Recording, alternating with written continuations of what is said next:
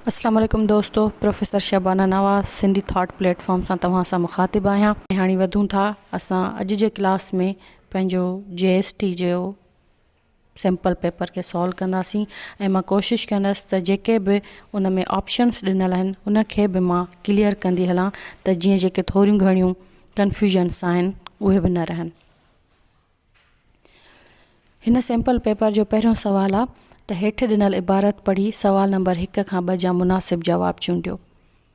Doctor साहब शाह जे रिसाले जे 7 तहक़ीक़ी जुल्दनि में शाह जे कलाम जा 29 सुर तफ़सीली मुक़दमे ऐं भेट ऐं सम्झाणनि समेत तरतीब ॾिना ऐं जुल्द 8 ऐं 9 में पोयनि 7 जुल्दनि वारे 29 सुरनि ते आधारियल शाह जे कलाम जो मतन माना ऐं शरह सां शामिल करे सॼो सरबिस्तो ऐं सही शाह जो रिसालो क़ाइमु कयईं।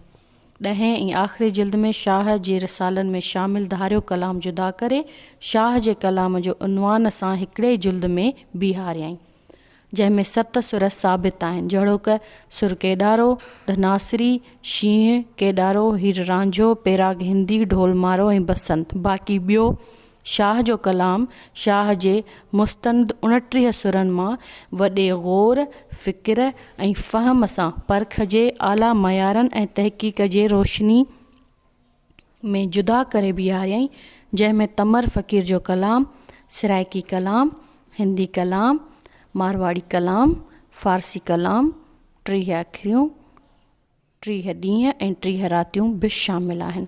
उनखां अलावा ॿियनि बि केतिरनि ई सालकनि, सुगड़नि ऐं दरवेशनि जो कलाम वॾी बारीक बीनीअ सां जुदा कयो आहे।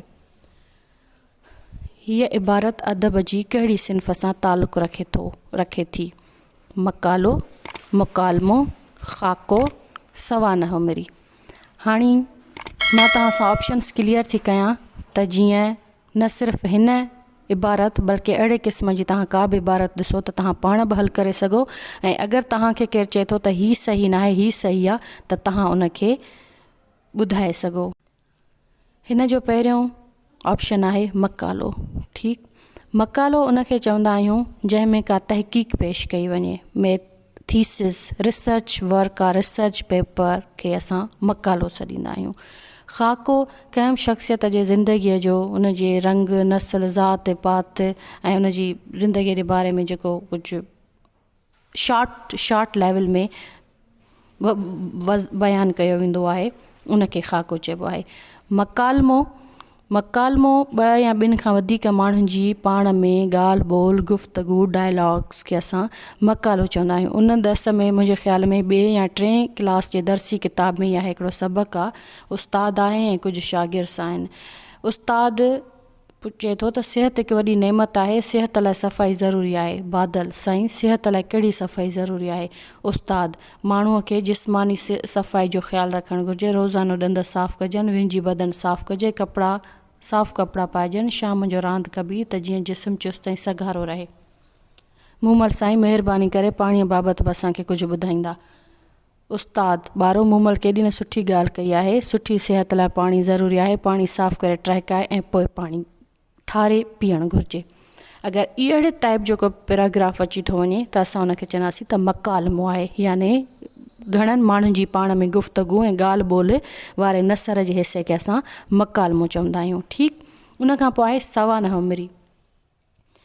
सवानह उमिरी नसर जी उहा सिन्फ़ आहे जंहिंमें लेखक कंहिं बि मशहूरु शख़्सियत या लेखक जे बारे में को ॿियो माण्हू उन जे ज़िंदगीअ जे बारे में वज़ाहत करे त उनखे सवानह उमिरी चइबी आहे।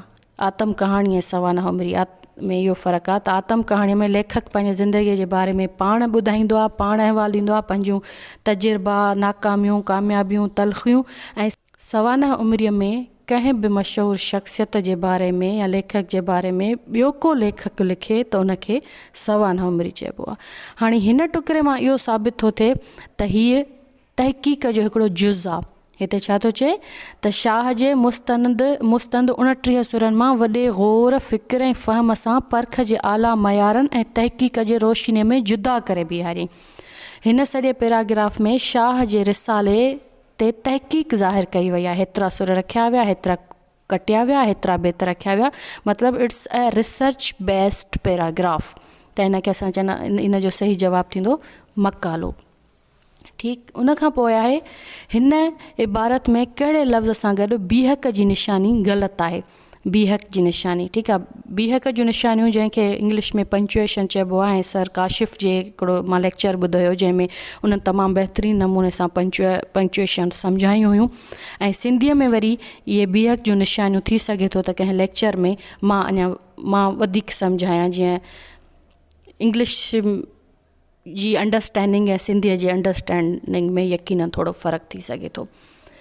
उन जो ऑप्शन्स आहिनि, लफ़्ज़ हुन ॾिना आहिनि त कहिड़े लफ़्ज़ सां गॾु बीहक जी निशानी ग़लति आहे। मतन, जहिड़ोक, ग़ौर, रातियूं। पहिरियों लफ़्ज़ पैराग्राफ में यकीनन ॻोल्हींदासीं मतन। ठीकु आहे, उन जो सही जवाबु आहे रातियूं। ठीकु आहे, तव्हां मतन ॾिसो, जहिड़ोक ॾिसो, ग़ौर ॾिसो, रातियूं ॾिसो। हाणे हिते आख़िरी लाइन, सेकेंड लास्ट लाइन में छा थो चए त फ़ारसी कलाम 30 अखरियूं, 30 ॾींहं ऐं 30 रातियूं, कामा बि शामिलु आहिनि। रातियुनि खां पोइ कामा न ईंदी, ठीकु आहे, बीहक जी निशानी न ईंदी। इहो जुमिलो लाॻीतो हलंदो, 30 अखरियूं, 30 ॾींहं ऐं 30 रातियूं बि शामिलु आहिनि। मतिलबु रातियूं खां पोइ जेका बीहक जी निशानी आहे उहा ग़लति आहे। उन जो सही जवाबु थींदो रातियूं। उन खां पोइ आहे त हेठि ॾिनल शाइरी पढ़ी सवाल नंबर 3 खां 4 जा मुनासिब जवाब चूंडियो। चौथे क्लास जो जे दर्सी किताब मां ही नज़म वरितो वियो आहे त वतन जी हुब जे दिलि में न थी ईमान कहिड़ो थियो, अमल नाहे जे इंसान में त पोइ इंसान कहिड़ो थियो, अञा ताईं ग़रीबनि सां न धारे को जे हमदर्दी, ग़रीबनि लाइ सननि दिलि में भला अरमान कहिड़ो थियो, न थी तालीम जी ॻणती, न थी बेरोज़गारी घटि, तरक़ीअ जो असां में पोइ वरी इम्कान कहिड़ो थियो, वधायूं जे न पैदाइश असीं हाणी ज़मीननि जी, ज़रात लाइ असां वटि पोइ नओं सामान कहिड़ो थियो। पहिरीं त हिन में सुवालु आहे त हिन शाइरीअ में इस्तेमालु थियल लफ़्ज़ अरमान जो हममाना लफ़्ज़ चूंडियो। चाह, मोहबत, ख़्वाहिश, गम। उन जो सही जवाबु आहे गम। मुंहिंजे ख़्याल में जेकर अफ़सोस हुजे हा त वधीक सही हुयो, पर जॾहिं त अफ़सोस ऑप्शन्स में न आहे त असां गम इनखे सिलेक्ट कंदासीं। उन खां पोइ ॿियो सुवालु आहे त हीअ सिटूं शाइरीअ जे कहिड़े सिन्फ़ सां वास्तो रखनि थियूं। तरानो, ग़ज़ल, नज़म, क़सीदो।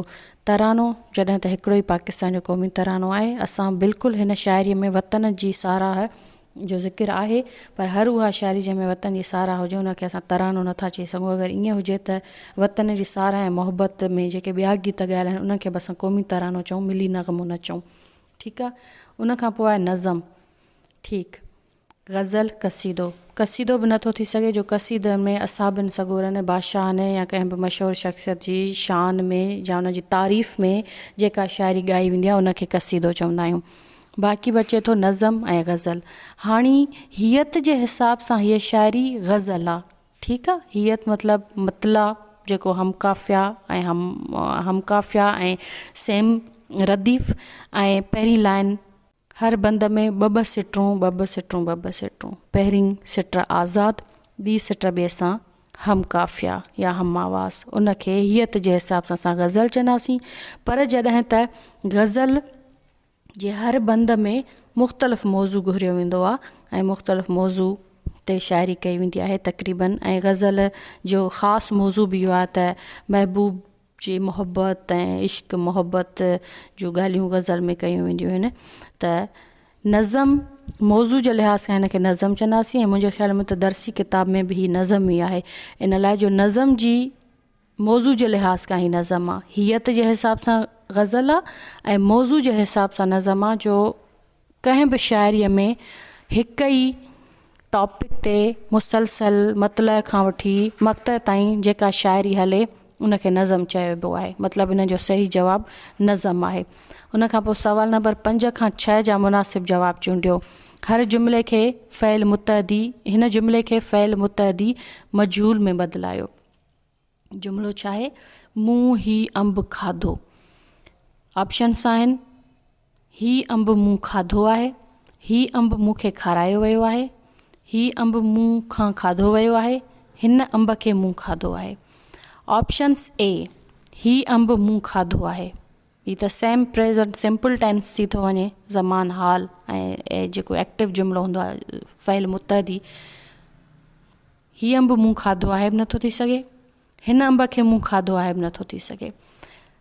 बी ऐं सी ते था अचूं, ही अंब मूंखे खारायो वियो आहे, ही अंब मूंखां खाधो वियो आहे।